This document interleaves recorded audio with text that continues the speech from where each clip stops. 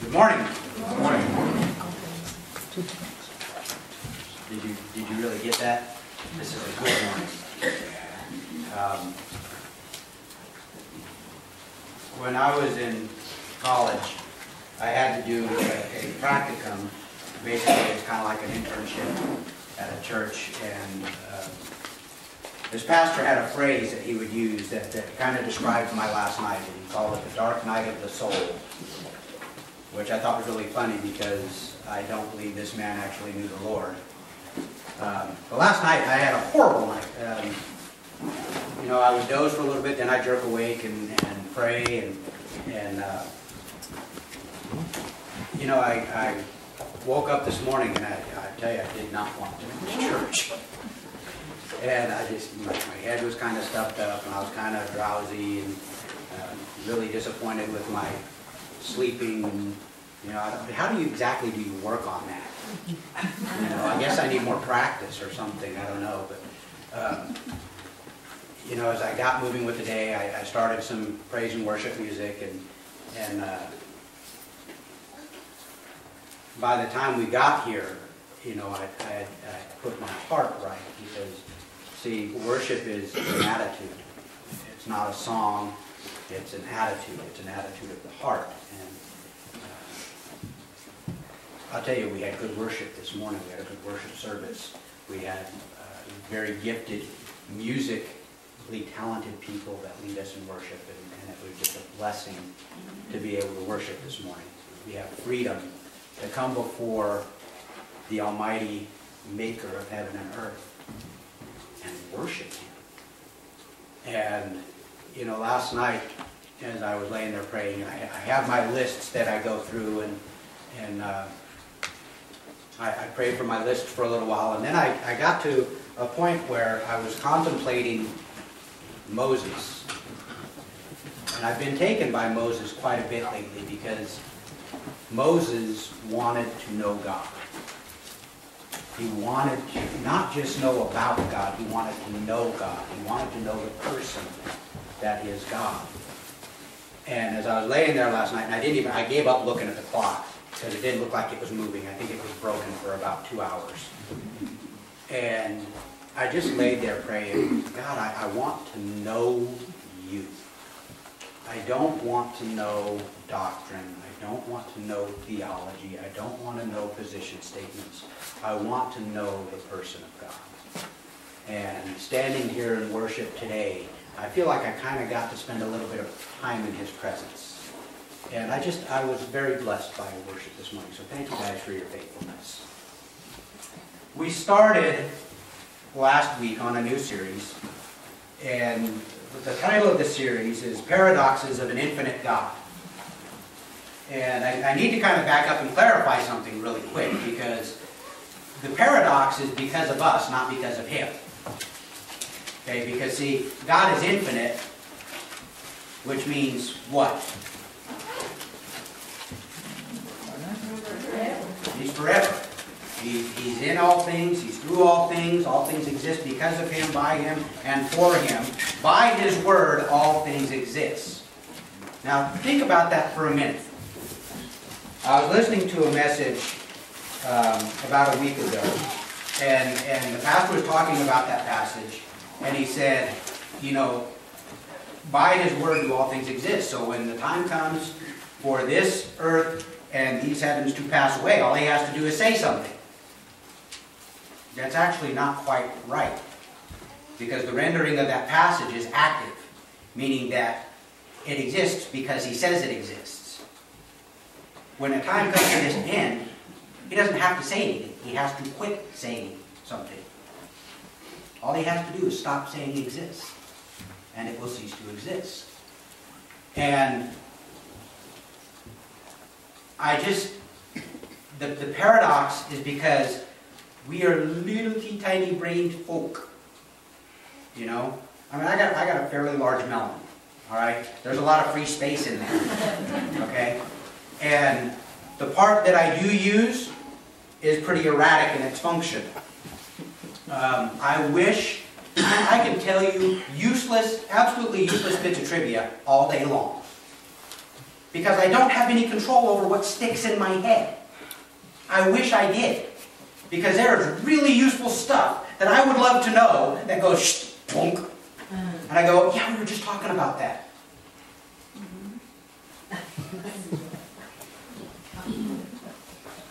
That's about all I remember. So, the paradox exists because He's infinite. He knows everything. We're finite. We have a very limited scope. Okay? So when I'm looking like this, hey Dave, how's it going? I know there's people over there, but I can't see them. Are they making faces at me, Dave? No, only one. Yeah, I got to take your word for that. Stop quick. Oh! Scott, you're forgiven. So the paradox is because of us, not because of God. Okay? It's the finite trying to comprehend the infinite.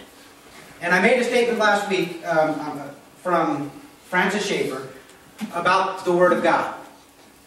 The Word of God does not reveal all of God, because God is infinite.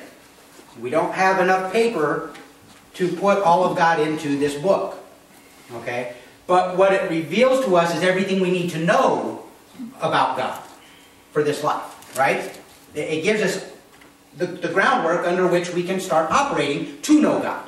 That's why we have His Spirit. It teaches us the truth that's in here, and it teaches us the truth about who He is. So, last week, one of the first paradox was knowing the unknowable. And I'm going to apologize, because last week I went long. I should have broken it into 2 messages. I was really trying to squish it together and make it work, and it went over long. This week I'm not going to do that. This week we're going to stop at a certain point, and if we don't finish it this week, we're going to carry on next week. Okay? So this week the paradox is strength from weakness, or weakness despite our strength. Okay? And if you would, let's start in Daniel. We're going to start in Daniel chapter 4.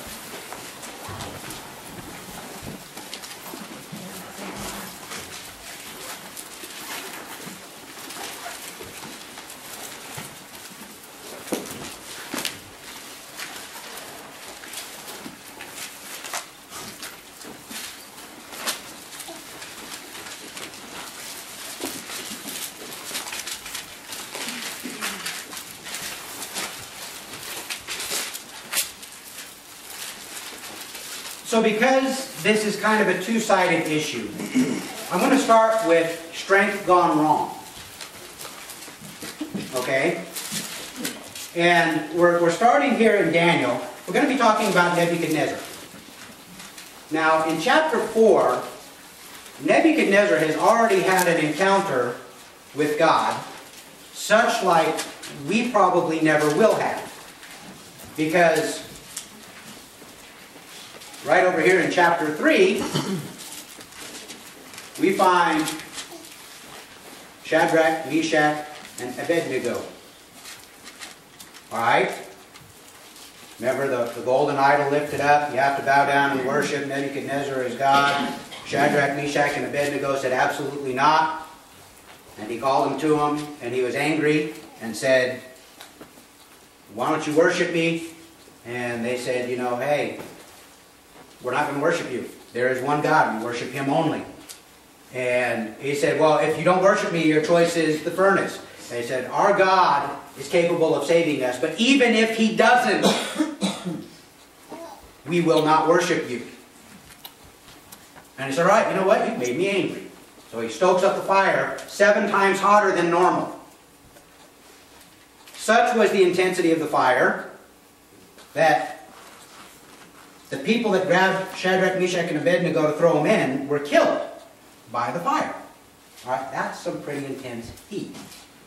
All right, I have never experienced heat like that. I got the pleasure, yes, that's sarcasm, of a 220 volt zap once, and that's as much heat as I ever care to experience. Yes, there's still an outline in Christopher and Kayla's laundry room. was the wrong breaker. Just for clarification, always check the breaker yourself. Don't trust anyone. Okay? So it was hot enough that they had to kill the people that threw him in. So Shadrach, Meshach, and Abednego go in. Nebuchadnezzar, hey, how many guys did we throw in there? 3. There's 4 of them. Okay? One likened to the Son of Man. Alright? So now, going down, I'm just going to read real quick in chapter 3. In verse 28, Nebuchadnezzar answered and said, Blessed be the God of Shadrach, Meshach, and Abednego, who has sent his angel and delivered his servants, who trusted in him and set aside the king's command, and yielded up their bodies rather than serve and worship any god except their own God. Therefore I make a decree, any people, nation, or language that speaks anything against the God of Shadrach, Meshach, and Abednego shall be torn limb from limb, and their houses laid in ruins, for there is no other God who is able to rescue in such a way. And you see what he did here? He acknowledged the God of Shadrach, Meshach, and Abednego without relinquishing his false gods. Okay? He didn't say stop worshiping these other gods, only worship him. He said their God is able to save, so if anybody says anything bad about their God, we'll tear them apart. But you can still carry on doing all this other stuff. Okay, so he's had an encounter with the God who is able to save Shadrach, Meshach, and Abednego from the fiery furnace. So he knows who God is. So now we get into chapter 4. Alright? Nebuchadnezzar has a dream. And he wants an interpretation for this dream. Alright, so I'm not going to read the whole chapter. When you guys have opportunity, read over the whole chapter. It's a really incredible story. So Nebuchadnezzar, I'm in verse 13, says, I saw in the visions of my head, as I lay in bed, and behold, a watcher, a holy one, came down from heaven. He proclaimed aloud and said thus. Oops. Sorry, I got to back up a little bit. The visions in my head as I lay in bed, I'm in verse 10. I saw and beheld a tree in the midst of the earth. Its height was great. The tree grew and became strong, and its top reached to the heavens, and it was visible to the end of the whole earth. Its leaves were beautiful, and its fruit abundant, and in it was food for all. The beasts of the field found shade under it, and the birds of the heaven lived in its branches, and all flesh was fed from it. Okay, then he goes down and he says, the messenger came down and said thus, Chop down the tree and lop off its branches. Strip off its leaves and scatter its fruit. Let the beasts flee from under it and the birds from its branches, but leave the stump of its roots in the earth, bound with a band of iron and bronze, amid the tender grass of the field. Let him be wet with the dew of heaven. Let his portion be with the beasts in the grass of the earth. Let his mind be changed from a man's, and let a beast's mind be given to him, and let 7 periods of time pass over him. The sentence is by the decree of the watchers, the decision by the word of the holy ones, to the end that the living may know the Most High rules the kingdoms of men, and gives it to whom he will, and sets over it the lowliest of men. Now,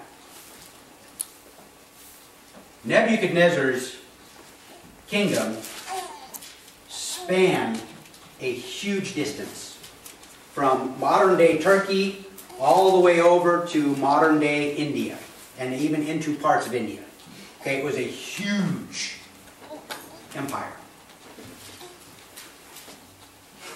This man could do and have anything he wanted. Okay? And he has this dream. He calls Daniel and says, hey, come and interpret this for me. Now notice Daniel's reaction. He says, then Daniel, whose name was Belteshazzar, was dismayed for a while, and his thoughts alarmed him. Why do you suppose that is? Why do you suppose he's alarmed? He's going to have to tell him something he didn't want to hear. He's going to have to tell him something that the king isn't going to like. Alright? So, the king answered and said, Belteshazzar, let not the dream or its interpretation alarm you. Belteshazzar answered and said, my lord, May the dream be for those who hate you, and its interpretation for your enemies. The tree you saw, which grew and became strong, so that its top reached to heaven, and it was visible to the end of the whole earth, whose leaves were beautiful, and its fruit abundant, and in which was food for all, under which the beasts of the field found shade, and in whose branches the birds of the air lived. It is you, O king, who have grown and become strong. Your greatness has grown and reaches to heaven, and your dominion to the ends of the earth. And because the king saw a watcher, a holy one, coming down from heaven, and saying, chop down the tree and destroy it, but leave the stump of its roots in the earth, bound with a band of iron and bronze, in the tender grass of the field, and let him be wet with the dew of heaven, and let his portion be with the beasts of the field till the 7 periods of time pass over him. This is the interpretation of the king. It is a decree of the Most High, which has come upon my lord the king, that you shall be driven from among men, and your dwelling shall be with the beasts of the field. You shall be made to eat grass like an ox, and you shall be wet with the dew of heaven. And 7 periods of time shall pass over you, till you know the Most High rules the kingdom of men, and gives it to whom he will. And as it was commanded to leave the stump of the roots of the tree, your kingdom shall be confirmed for you from the time that you know that heaven rules. Therefore, O king, let my counsel be acceptable to you. Break off your sins by practicing righteousness, and your iniquities by showing mercy to the oppressed, that there may perhaps be a lengthening of your prosperity.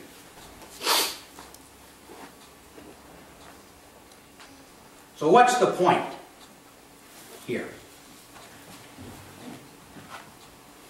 Okay, Nebuchadnezzar is ruling over a vast kingdom. He's shown favor to Daniel and to Shadrach, Meshach, and Abednego. He's acknowledged their God.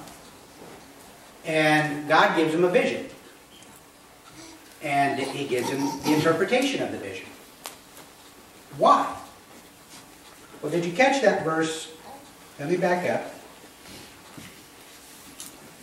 Verse 25, at the end of verse 25. 7 periods of time will pass over you, till you know that the Most High rules the kingdom of men, and gives it to whom he will.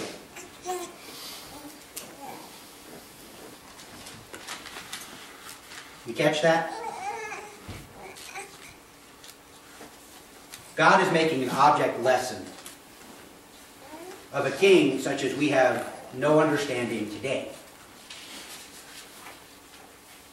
His rule was absolute. His word was final. There was no appeal. Okay? Let's go back. Think for a minute of the story of Esther. Remember the evil Haman came and said, there's a group of people among your nations that live in rebellion against you. They're a hateful and despised people. Give your command such that on a certain day we can wipe them out and expunge the earth of them. And Darius, who follows Nebuchadnezzar in this reign, says, make it so. Now the thing is, even Darius could not undo his own command. He could not repeal it. Once it was written down, it's final. Okay? Now we know from the story of Esther that just because it's final doesn't mean God's will is undone. Because God found a way not only to undo the evil plan of Haman, but to bring his people victory and gain, great gain through this. Read the book of Esther for that story. So, God is going to humble the mightiest king on earth at this time, and he's going to show him who's in control, who's the boss. Okay? So now we're going to finish reading the story here. All this came upon King, we're in verse 28, all this came upon King Nebuchadnezzar. At the end of 12 months, he was walking on the roof of the royal palace of Babylon, and the king answered and said, is not this great Babylon, which I have built by my mighty power as a royal residence, and for the glory of my majesty?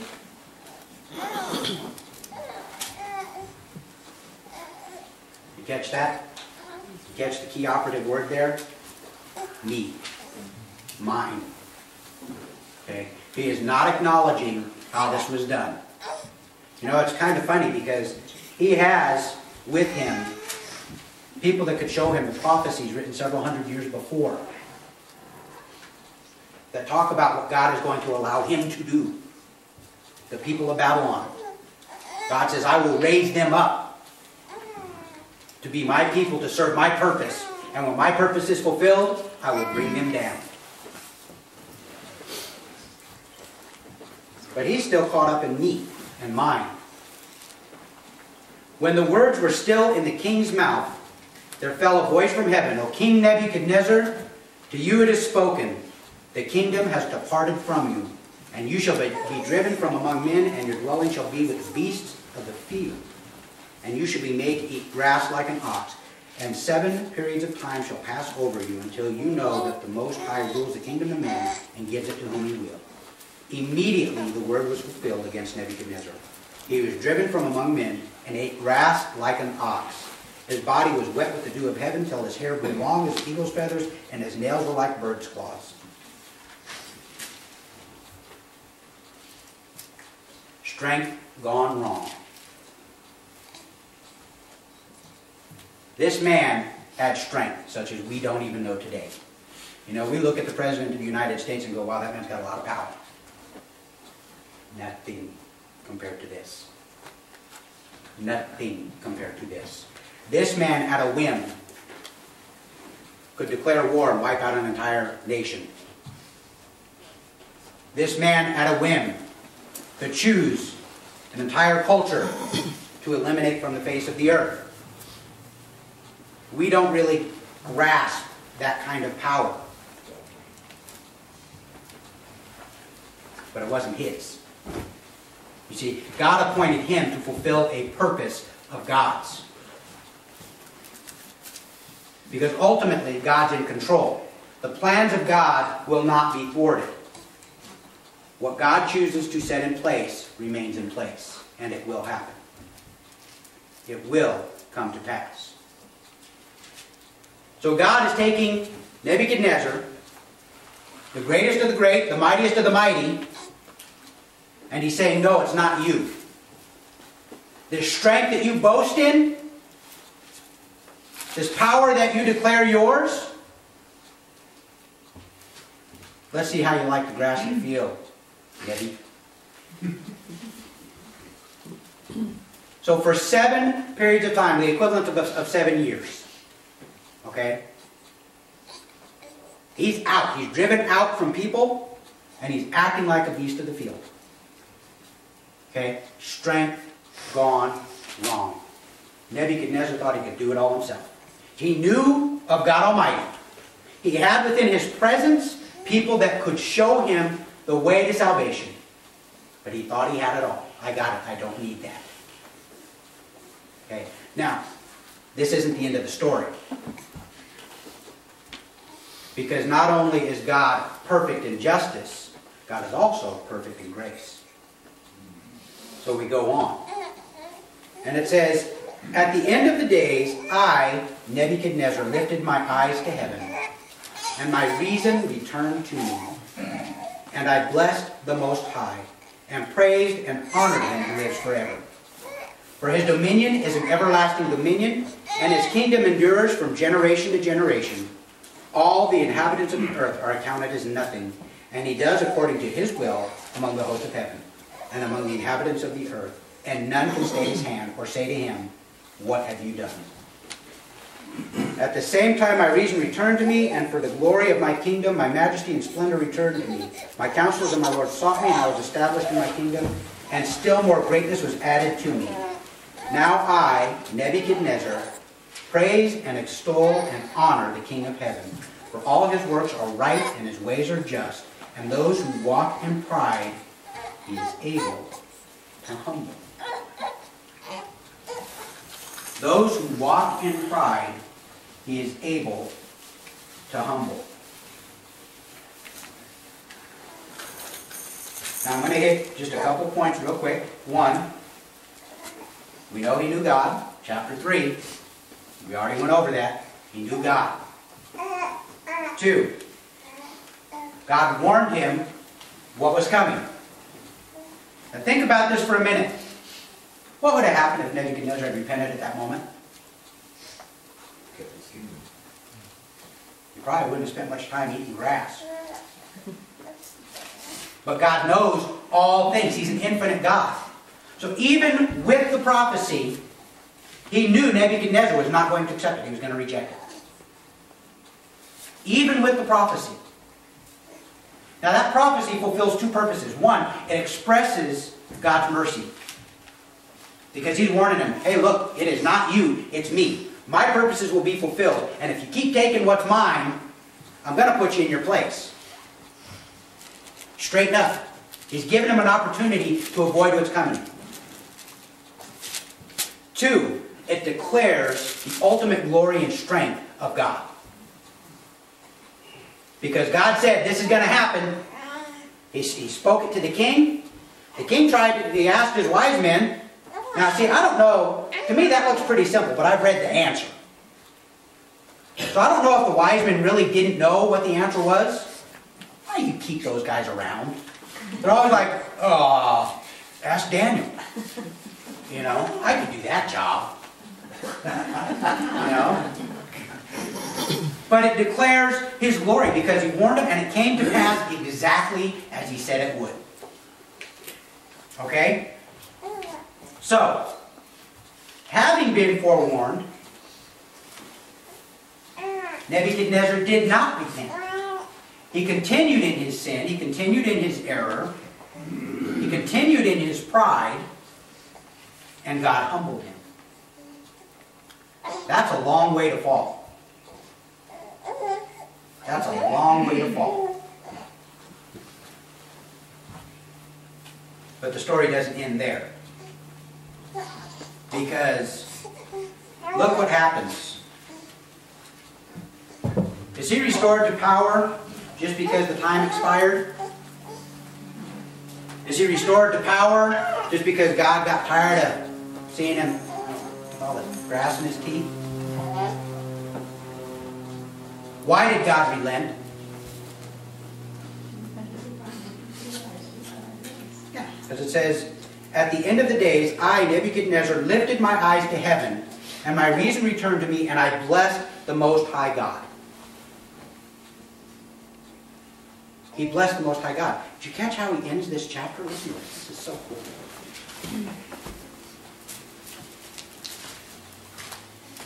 He says, now I, Nebuchadnezzar, everything's been added back to him, and more. And more. His greatness expanded. It was even more so. Okay? But after this, he says, now I, Nebuchadnezzar, praise and extol and honor the King of heaven. For all his works are right, his ways are just, and those who walk in pride he is able to humble. What a turnaround. What a turnaround. Strength gone wrong. Did you catch how he ended that? He says, and those who walk in pride he is able to humble. Does that sound familiar to anyone? Real quick, flip over the New Testament. James, chapter 4.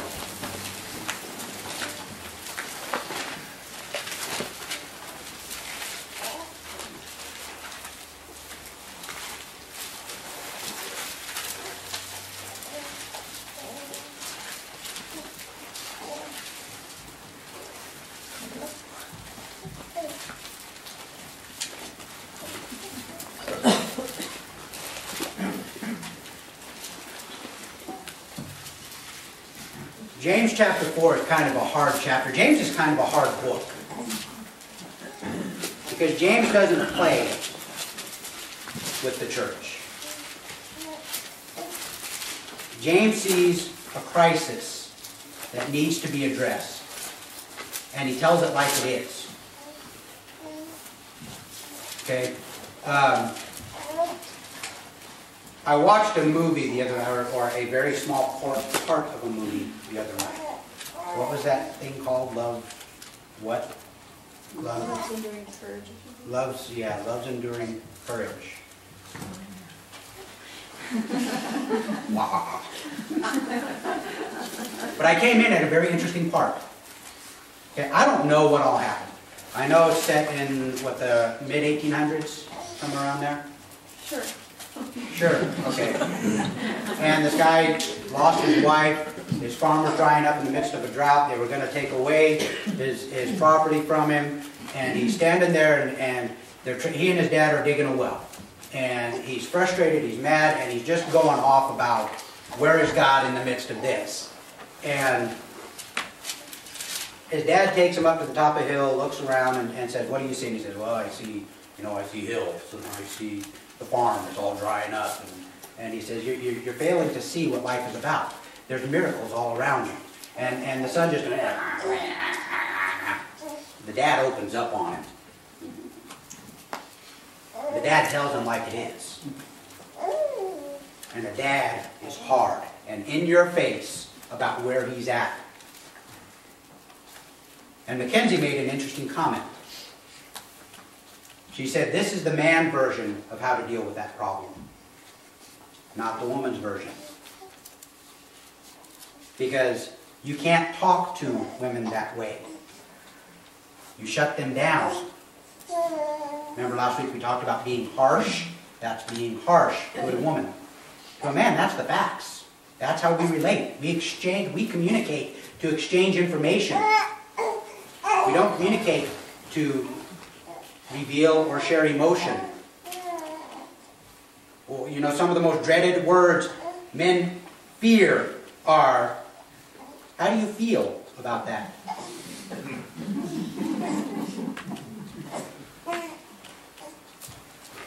You change one word in that sentence and you'll start a conversation, I guarantee you. Take feel out and put think in. What do you think about that? Oh yeah, I can tell you what I think. I mean, that's up here. Feel. I don't really feel much of anything. I mean, not that I haven't thought about it, but I didn't really dwell with feelings. James is like the man version of that movie. James is in your face. James tells it like it is. Okay? I like James because it's black and white. I don't have to worry about how I feel. I don't have to try and figure out how I feel. John? Oy vey. John, I got to start thinking about how I feel about things. Christy loves John. So I tell her, you read it, you experience the feelings, and tell me what I should think. Actually, that's not true. I really love 1 John. I have found a new passion for 1 John in the last year or so. But James tells it like it is. So in James, chapter 4, he's unloading on the church. Okay? And he says, I'm going to go down a little bit, starting in verse 6. Okay, when you get the opportunity, read what comes before, because James is not pulling any punches here. In verse 6 he says, but he gives more grace, therefore it says, God opposes the proud, but gives grace to the humble. Submit yourselves therefore to God, resist the devil, and he will flee from you. Did you catch that statement? Because see, all too often in our walk, we've got this backwards. We resist God and submit to the devil. Temper tantrums. See, because one of the fruits of the Spirit that lets people know that you have God's Spirit living in you is self-control. And when you throw a temper tantrum, you are not exhibiting self-control. So you are submitting to your flesh. You're submitting to the ruler of this kingdom, Satan. And you're resisting what God would have of you. See, we do that backwards. Okay? So submit yourselves therefore to God. Resist the devil and he will flee from you. Draw near to God and he will draw near to you. Alright, that sounds cool. Cleanse your hands, you sinners. Ouch. And purify your hearts, you double-minded. You got a feeling in this book that James really doesn't like people that can't make up their minds. Because he's got very harsh things to say about double-minded people. Be wretched and mourn and weep. Let your laughter be turned to mourning and your joy to gloom. Humble yourselves before the Lord, and He will exalt you. Now, look at this in light of the story that we just read. Okay? Be wretched and mourn and weep. If Nebuchadnezzar, who in his pride was exalting himself, had taken these steps and was wretched and mourned and wept, and let his laughter turn to mourning and his joy to gloom, how do you think God would have responded? Because see, God only humbles you when you will not humble yourself.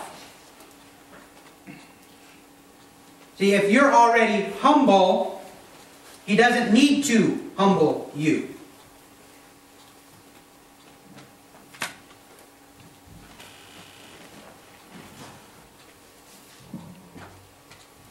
Humble yourselves before the Lord, and He will exalt you. Now go back to our story, Nebuchadnezzar. He had it all. God took away everything. He was humble. He acknowledged the proper order of how everything is. Not how everything appears, how everything is. God's at the top. Everything else is below. Okay? See, when we understand that God's at the top, I need someone short. Nathan, come here. Come here. Just come up here. This is only going to last for another year or so, and he's going to be bigger than me. It is really easy to exalt myself when I compare to Nathan, because he's shorter. Look at my height. Ah! Don't I impress you? No, okay, don't answer. But then when you compare the difference between me and the Almighty God, this difference is inconsequential and insignificant. Okay? And the reverse is true as well. When you have somebody that you're looking up to, you're looking at the wrong person. Okay? Because ultimately, why do you only want to look this high? Don't you want to look there? To the ultimate? Isn't that what we want? We get so caught up in what's right around us in this puny, insignificant material world. And we forget the reality of what is. God is at the top. Everything else is way down low. And when you're not God, the differences really don't matter from here to here. The only differences that matter are from here to there. Okay? So, when you have moments of pride, when you think to exalt yourself, that's strength gone wrong. As Paul writes, he says, what do you have that you did not receive? You know, I look at Cam Edmond. Sometimes I just want to kick him in the side of his knee. The dude can do anything physically. And he does it exceptionally. And it's just like, ugh. You know, sometimes I want to just snap one of Benjamin's fingers. Because he can pick up any instrument and just play it. And I can't do that. Well, I can play it, but I can't play, it's not music, it's noise. Okay, evidently you're not supposed to play a guitar like a drum. Alright? Because they can do those things. I mean, it's incredible. But where then is my focus? My focus should not be on them. My focus should be on Him. Those things that He has given me, I need to understand He has given me. They're His. So I have nothing to boast in because I have nothing of myself. It's all His. So if I'm going to boast, who do I boast in? We boast in Him. Right? Okay? Strength gone wrong. Nebuchadnezzar. Learn. See, true wisdom, any fool can learn from their own experience. Any fool can learn, put your hand in the fire, it's going to hurt. See, a wise man learns from the fool's experience and doesn't stick his hand in the fire. You know, it's like, ah! Hey man, what was that all about? Let me check it out. Ah! That don't work. Right? We should learn from others' experiences. So looking at Nebuchadnezzar, what areas of your life are you exalting yourself in? What areas of strength are you depending on that are now really your weaknesses? What areas of your life do you need to humble so that God does not have to? So that ultimately He can lift you up to a better place. To a place more secure, a foundation more firm. What place in your life do you have strength gone wrong?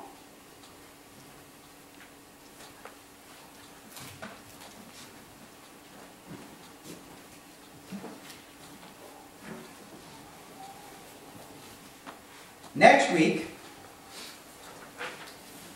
we're going to talk about weakness done right. We're not going to get to that today because I know there is no way that I can cover that in the time that we have left.